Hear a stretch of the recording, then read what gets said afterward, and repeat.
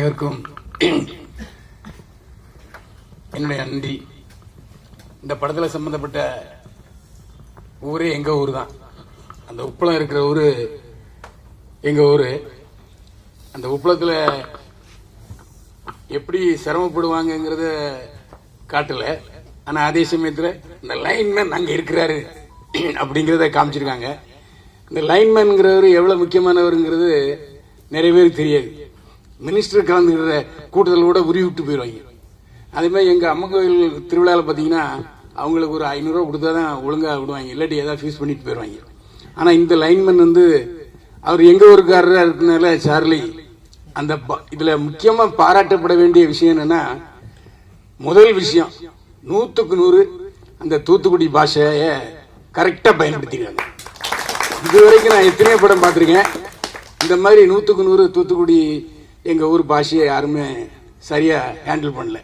உதாரணமா சொல்ல போனா சமீபத்தில் கூட அந்த படத்தோட ப்ரமோஷன் 5 ஸ்டார் ஹோட்டல் நடந்துச்சு. எல்லா இயக்குநர்களும் வந்திருந்தாங்க. இன்றைக்கு இருக்கிற முக்கியமான இயக்குநர்கள் எல்லாருமே வந்தாங்க. அந்த படத்தை பத்தி பாராட்டி பேசுனாங்க. அந்த ஊருக்கும் எங்க ஊருக்கும் 4 கிலோமீட்டர் தான் வித்தியாசம்.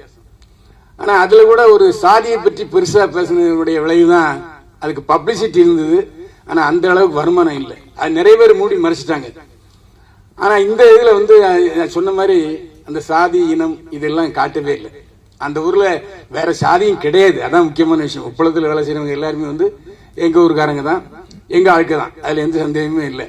அது ரொம்ப தெளிவா பண்ணியிருக்காரு. அந்த வில்லன் கூட அந்த விநாயகராஜ் நினைச்சிருந்தா ஒரே நிமிஷம் எல்லாரையும் 2 சாத்திரி போயிடலாம். அவர் அப்படி இல்லை. கொஞ்சம் ஊருக்கு பயந்த வில்லனா தான் எனக்கு பார்க்க தெரியுது.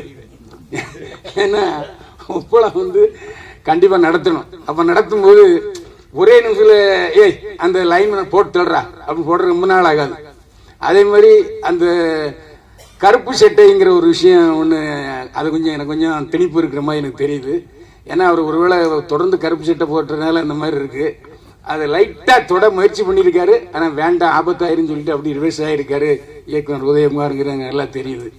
எப்பவுமே பாராட்டுற படங்கள் ஓடாது, ஓடுற படங்கள் பாராட்டுப்படாது. இதான் ஒரு விஷயம். ஏன்னா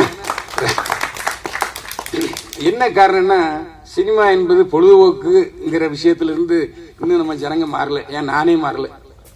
அதான் விஷயம். ஏன்னா பணம் போட்டு பணம் எடுக்கிறது அது முழுக்க முழுக்க வியாபாரம் தான். அந்த அடிப்படையை பார்த்தாச்சுன்னா இந்த படம் விருதுக்குரிய படம் அப்படின்னு சொல்லலாம். அதுல எந்த சந்தேகமே இல்லை. என்ன ஆனா ஒரு முறை ஏஆர் ரஹ்மான் சொன்னது எனக்கு ஞாபகம் வருது. ஏன்னா அந்த விருது எதுவுமே தங்கம் இல்லைன்னு அவர் சொன்னார். உலக பட விழாவில் கொடுக்கிற விருது தங்கம் இல்லை. எங்க அம்மா பொத்தி வச்சிருந்தாங்க. ஏமா தங்க இல்லைன்னு கீழே போட்டாங்க. அந்த மாதிரி விருதுகள் என்பது காலரை தூக்கி விட்டுக்கலாம். ஆனா இதான முக்கியம். பையில காசு இருக்கணும்ல, அதையும் பார்த்துங்க. அதான் முக்கியமான விஷயம். என்ன காரணம்னா, இன்னைக்கு இருக்கிற தயாரிப்புல அவர் விருதுக்கு படம் எடுக்கிறவருப்பா, என் பணத்தை திருப்பி தருவாரா அப்படிங்கிற மாதிரி கேள்வி இருக்கு. அதை கொஞ்சம் நீங்க அதை யோசிச்சுங்க. ஏன்னா பாராட்டுங்கிறது கடையில போய் என்னை பாராட்டிட்டாங்கன்னு சொல்லுங்க, டீ தரமாட்டான். 20 பைசா 15 ரூபா கொடுத்தா தான் டீ தருவான். அதை யோசனை பண்ணீங்க. ஏன்னா நான் ஒரு வியாபார குடும்பத்துல வந்தேன். ஏன்னா எங்க அண்ணன் தம்பி எல்லாருமே உப்பளத்தில் இருக்கிறாங்க. எல்லாருமே அதாவது எவ்வளவு மழை பெஞ்சாலும் நாங்கள் அதை பற்றி கவலையப்பட மாட்டோம். ஏன்னா அடுத்த கெயின் எங்களுக்கு இருக்கும். அப்படிப்பட்ட சூழ்நிலை இந்த உப்பளத்தை பற்றி கதையில அந்த லேச கோட்டிட்டு காமிச்சிருக்காங்க அந்த கம்யூனிசத்தை. ஆனா இப்பெல்லாம் அப்படி இல்லை. இது 2012ன்னு நீங்க சொல்லிருக்கீங்க. இப்ப அப்படி இல்லை. இப்ப எல்லாம் ரொம்ப தெளிவா இருக்காங்க. அது அந்த காலத்தில் நான் பார்த்த அளவுக்கு நான் சப் இன்ஸ்பெக்டர் இலவசம் இருந்தேன். அப்போ போரூர்ல ஒருத்தர் மருதாசல் ஒரு எம்எல்ஏ இருந்தார். அவர் கம்யூனிஸ்டுக்காரரு. போறேன், இங்க வேட்டி செடி வச்சுட்டு இருக்காரு. வாங்க ஆட்டோல போலான்னா, அப்ப கோயம்புத்தூர்ல இல்ல நான் பஸ்ல வரேன்ட்டு. அப்படிப்பட்ட எளிமையானவர்கள் அந்த பொது உடைமை கட்சி தோழர்கள். இப்ப அப்படி யார் இருக்கான்னு தெரியல. ஏன்னா எல்லாருமே இன்னொரு தான் போயிட்டு இருக்காங்க. ஏசி ரூம்லாம் தங்கியிருக்காங்க. இன்னைக்கு நான் பார்க்கும்போது கிட்டத்தட்ட 40 வருஷத்துக்கு மேல பார்க்கும்போது ஜீவானந்த மாளிகை அப்படி இருக்கும். இன்னைக்கு பார்த்தீங்கன்னா எல்லாம் ஏசி ரூம்ல தான் பழிச்சுன்னு இருக்கு. ஏன்னா காலத்துக்கு அறுத்தபடி மாற்றிக்கிட்டாங்க அவங்களும். இன்னைக்கு ஆனால் அப்படி இல்லை. ஏன்னா ஒரு அந்த தொழிற்சங்கத்துக்கும் முதலாளிகளுக்கும் நல்ல உறவு இருக்கு.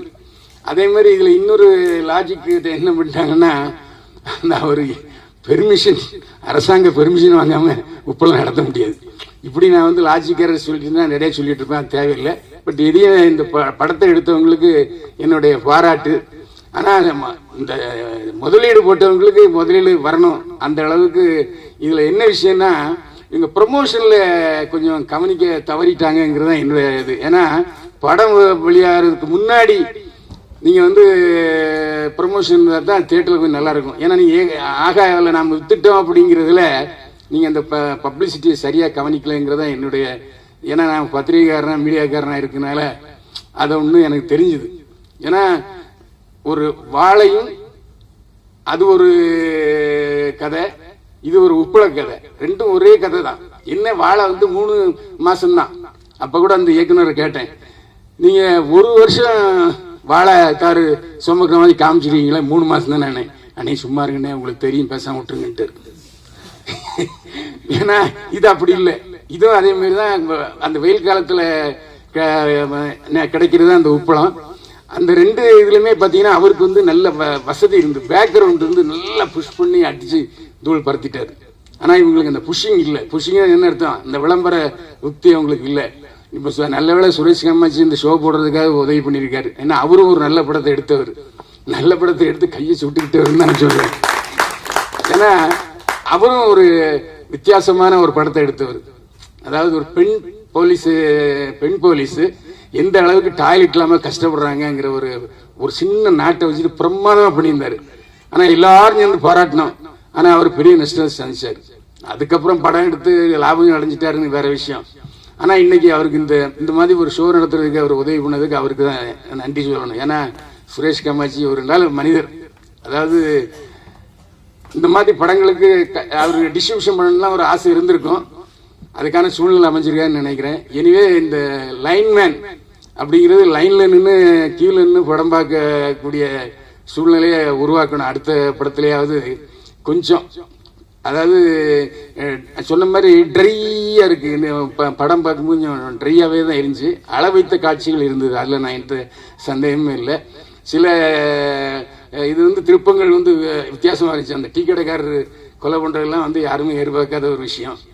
அவன் ராஸ்கல், அவன் முட்டா போய் அவன் வந்து கற்பனையான பொண்ணை போய் அவன் அடையணும்னு நினைக்கிறான். அதுவும் ஒரு லூசுத்தனமான ஒரு விஷயம்தான். அந்த பழி வாங்குதல் அப்படிங்கிறது ரொம்ப கரெக்டாக பொருந்திருந்துச்சு. படம் விருதுக்குரிய படம். நிச்சயமாக வந்து எப்படி தம்பிராமையாவுக்கு அந்த படம் கும்கி ஒரு சிறந்த துணை நடிகருக்கு கிடைச்சதோ அதே மாதிரி இந்த படத்துலையும் கிடைக்கணும். ஆனால் நம்ம இடும்பாவனு சொன்ன மாதிரி படம் முழுக்க அரசுக்கு எதிரான படம் தான், அதில் எந்த சந்தேகமே இல்லை. அதனால அரசாங்கத்தில் போய் எதுவும், ஆனால் அது லைட்டாக சொன்னாலும் பளிச்சுன்னு தெரியுது, அதில் எந்த சந்தேகமும் இல்லை. ஏன்னா கலெக்டரே வீடு தேடி வந்து சொல்லிட்டு போகிறாங்க, இந்த ஒரு விளக்கு இப்போ நான் பார்க்குறேன் அப்புறம் நான் கொடுக்குறேன்றாங்க.